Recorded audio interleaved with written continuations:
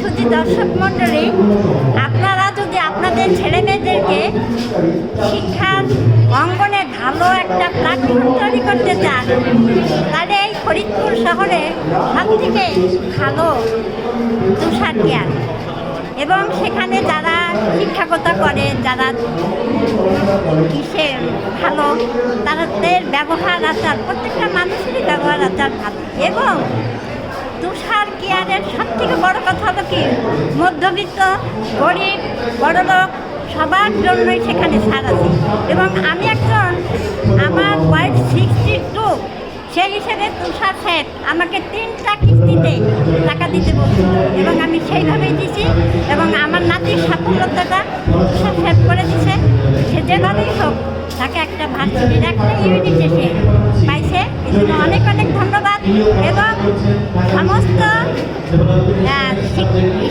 বাচ্চাদের জন্য বলবো, যদি মনে করো তুষার কেয়ার, আমি বলবো তুষার কেয়ার বেটার দ্যান বেস্ট।